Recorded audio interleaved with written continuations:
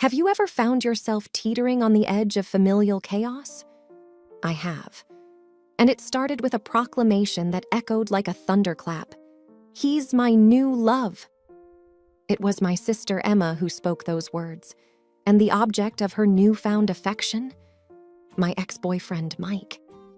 This is a tale steeped in tension, swirling emotions, and unexpected alignments. A tale that unfolded around dinner tables, under the gaze of the stars, with whispers in the shadows. It's a voyage through strained bonds and agonizing silence, a journey seeking redemption in the throes of betrayal, a quest for reconciliation, forgiveness, and perhaps a second chance at being a family. My name is Jennifer, and this is my story. The day started ordinarily enough, with the morning sun casting a delicate gold haze through the blinds, whispering promises of a day yet to unfold. It was a quiet Saturday until my mom announced we were having a family dinner with a special guest. I didn't think much of it. Family dinners were pretty common in our house. It wasn't until my sister, Emma, declared, "He's my new love," that my world started spiraling. Turns out, her new love was none other than my ex, Mike. A million thoughts raced through my head. Could she really stoop this low? I questioned, my heart weighed down by a mixture of betrayal and sadness. As the day passed, the air grew tense, filled with unspoken words and sideways glances, and I just knew, I had to do something. I didn't want to stoop to her level, but I was craving revenge, a small taste of the humiliation she so easily served me. As everyone started preparing for the night, I conjured up a plan. I decided to present a slideshow of all the embarrassing moments of Emma's life. I wanted her to feel the sting, the burn of humiliation, just like I did when she paraded Mike in front of me. I dug through old photo albums, scavenged through boxes filled with forgotten memories, every childish doodle, every awkward family photo that screamed, awkward phase. Finally, after a couple of frantic hours, my masterpiece was ready. This will teach her the consequences of playing with someone's feelings, I thought, as a dark satisfaction settled in my chest. I set up the projector in the living room and waited for everyone to arrive, my heartbeat racing, a cocktail of anticipation and nervousness bubbling inside me. As the guests started filling the room, whispers and hushed voices merged into a symphony of suppressed curiosity. Why is the projector here? The guests wondered. I could see Emma glancing nervously at the screen, but Mike seemed blissfully unaware, a puppet in this game of deception and revenge. Dinner started with a deceptive calmness, like the silent surface of a deep, turbulent sea. Each tick of the clock felt like a taunt, amplifying the tension in the air. I could feel the air grow denser, heavier, with every passing second, a storm brewing in the confines of the dining room. Finally, it was time to unveil my magnum opus. With my heart hammering against my ribs, I clicked the remote, and the first image splashed across the screen. It was a picture of Emma, around 6, nose caked in chocolate, eyes gleaming with mischief. A gasp resonated through the room, and I could feel the mix of shock and amusement emanating from the guests. Emma's face turned a shade of red I never knew existed, her eyes shooting daggers at me. But I couldn't stop, the thrill of revving making me feel invincible. Picture after picture, the room echoed with stifled gigglies and suppressed laughter, while Emma's face transitioned through every shade of red and purple known to man. Mike, on the other hand, was shifting uncomfortably, caught in a whirlwind of embarrassment and amusement, probably wondering what kind of family he had gotten himself into. My heart was in my throat as I reached the final slide. I hesitated for a moment, wondering if I had gone too far, but the sight of Emma, her face a concoction of rage and humiliation, fueled me on. The last picture was a doozy. Emma in her teen years, braces gleaming, hair a mess of unruly curls, awkwardly posing in a dress that screamed fashion disaster. The laughter in the room reached a crescendo, and I could feel victory dancing on my fingertips. Emma's eyes were blazing fire, but there was something else, a flicker of pain, of betrayal.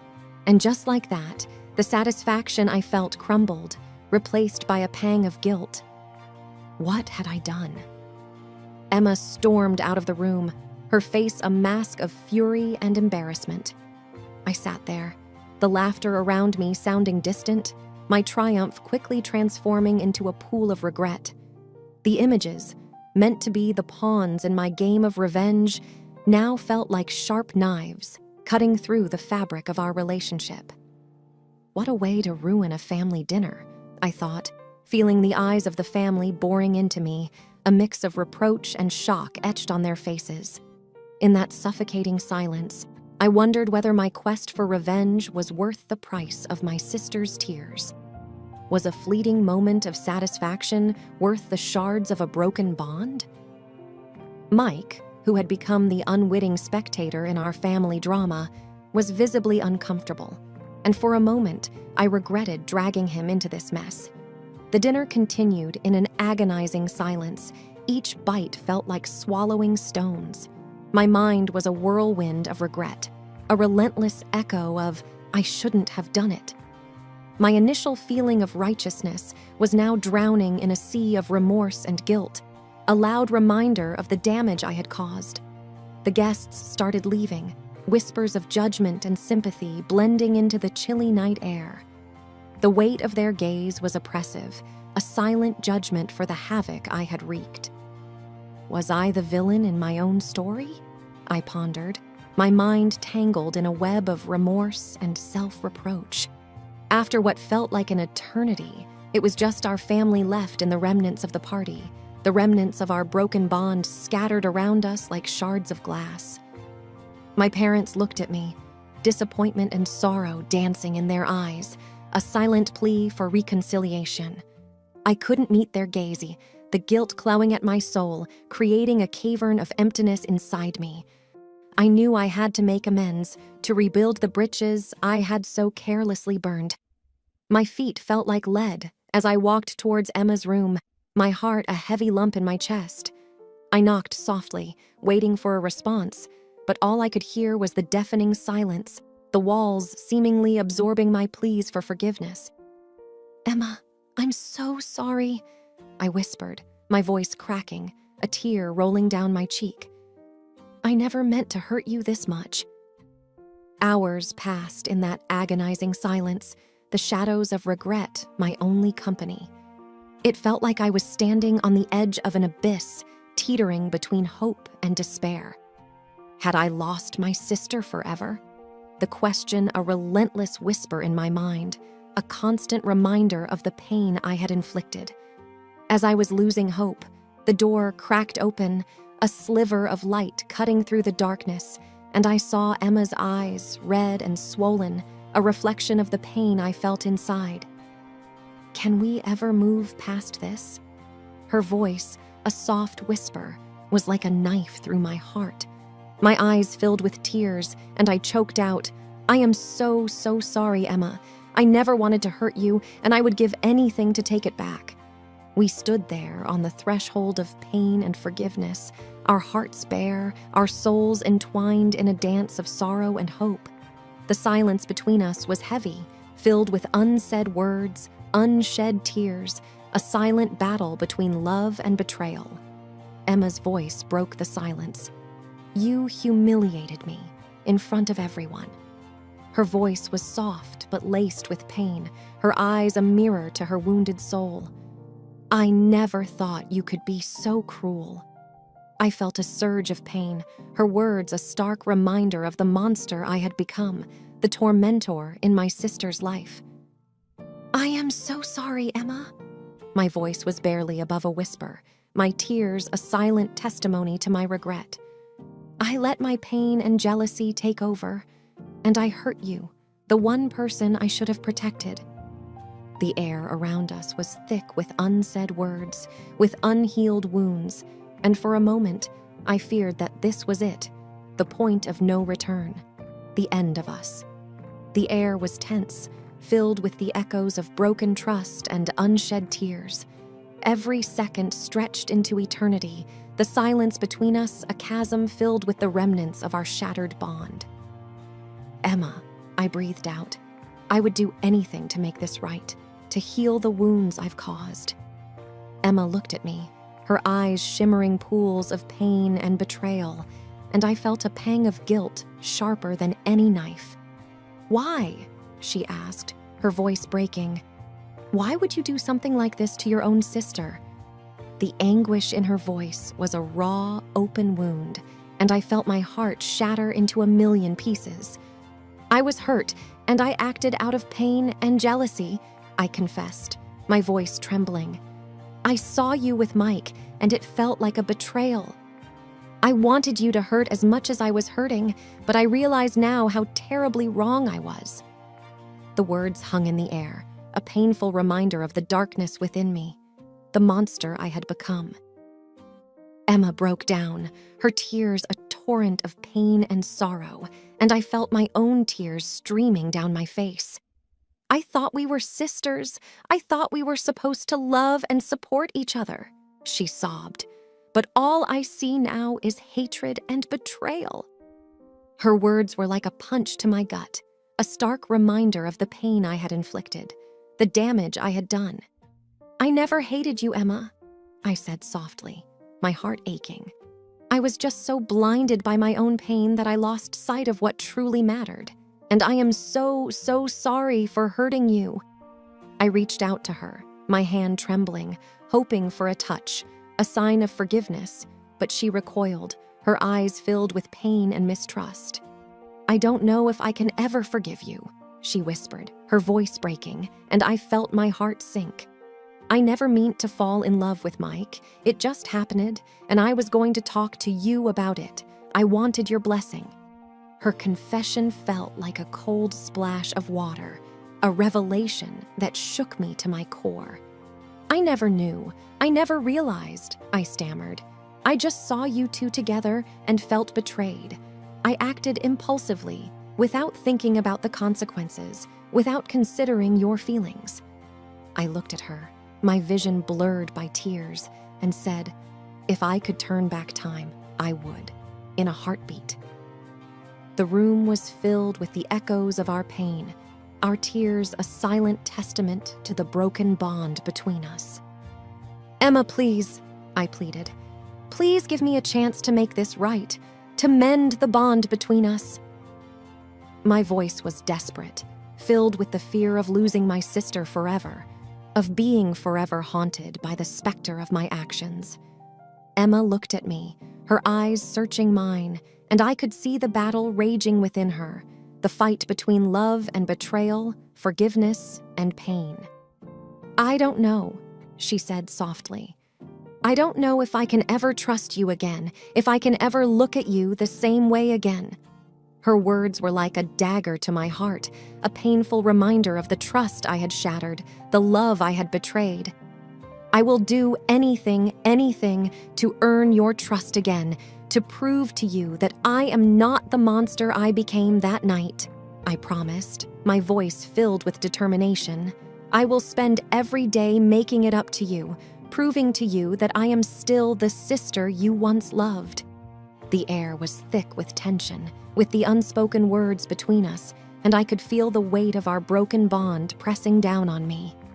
"I need time," Emma said finally, her voice soft. "I need time to heal, to come to terms with what happened."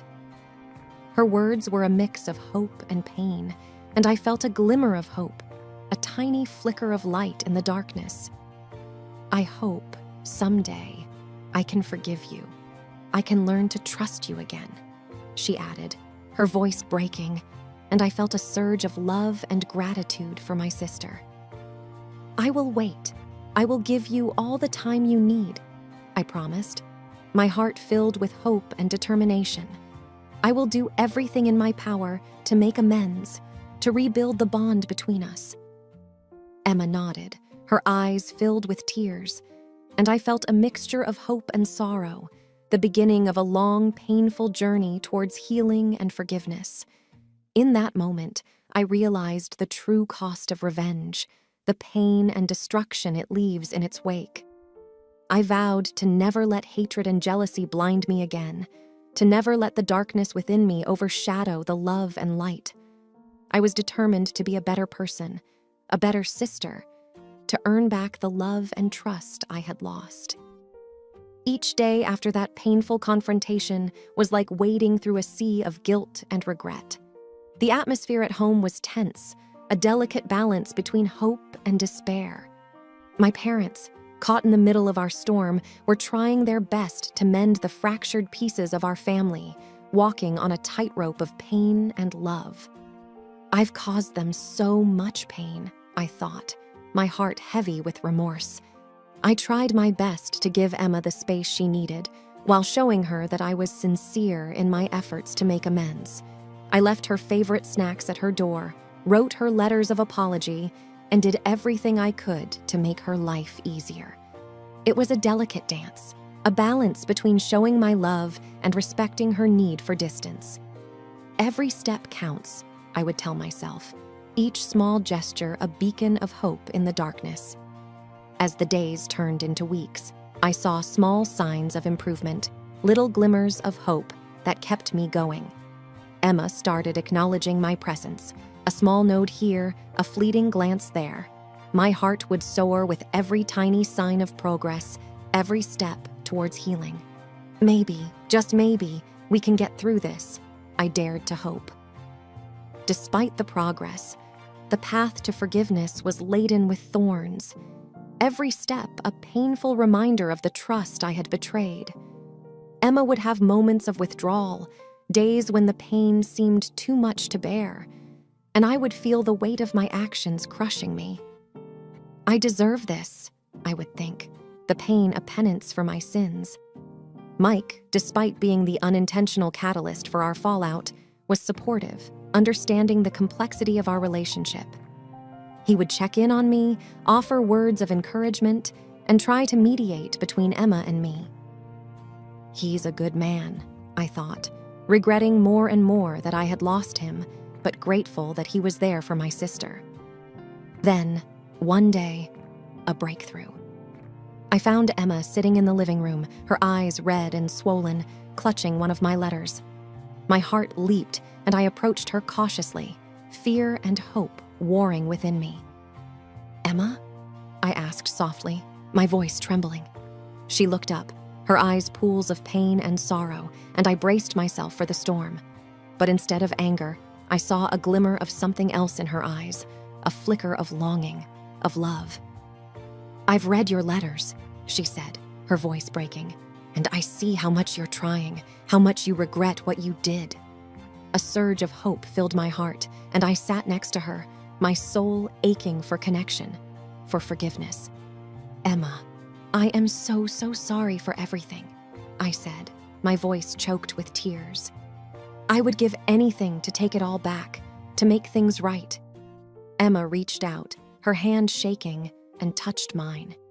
It was a small gesture, but it felt like a lifeline, a beacon of light in the darkness. "I'm not ready to forgive you completely," she said softly, "but I'm willing to try, to work on rebuilding our relationship." Tears filled my eyes, and I clung to her hand, a lifeline in the storm. "Thank you, Emma," I whispered. "Thank you for giving me a chance, for letting me try to make amends." We sat there, hand in hand, a fragile truce in our battle of pain and love. Emma and I started going to therapy, individually and together, working on healing our wounds, on rebuilding trust. It was a painful process, a journey of self-discovery and growth, but it was necessary, a step towards reconciliation. We can do this, I would think, each session a step closer to forgiveness. As the weeks turned into months, I saw the transformation in our relationship, the gradual rebuilding of trust and love. Emma started opening up, letting me in, and I did everything in my power to show her that I had changed, that I was worthy of her trust. I will never hurt her again, I vowed, my resolve stronger than ever. We started creating new memories, building new bridges, learning to trust and love each other again.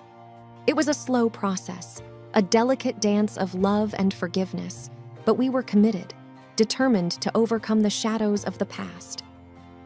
The months drifted by, like leaves in the wind, and the contours of our strained relationship began to smooth. The air between us was no longer electric with tension, but imbued with a tentative, fragile hope. The therapy sessions were like a balm, slowly healing the wounds and scrapes festering in our souls. Is it too much to hope? I often wondered, feeling the fragile threads of our bond strengthening day by day. Mike and Emma, meanwhile, were like two celestial bodies orbiting around each other. Their relationship, albeit fraught with its own set of complexities, seemed to be a beacon of stability amidst our turbulent lives. Perhaps it was meant to be, I pondered, watching them navigate through their shared existence with mutual respect and understanding. It was during one serene evening, the golden rays of the setting sun bathing the room in a warm glow, that Emma approached me, a tentative smile playing on her lips. I think, she hesitated, her voice barely above a whisper, it's time for us to host another family dinner. Her words hung in the air, a fragile hope encased in a bubble.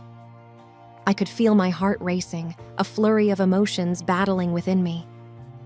Is this the moment of reconciliation we've been working towards? I thought, apprehension and hope warring within me. I nodded, unable to trust my voice, my eyes moist with unshed tears.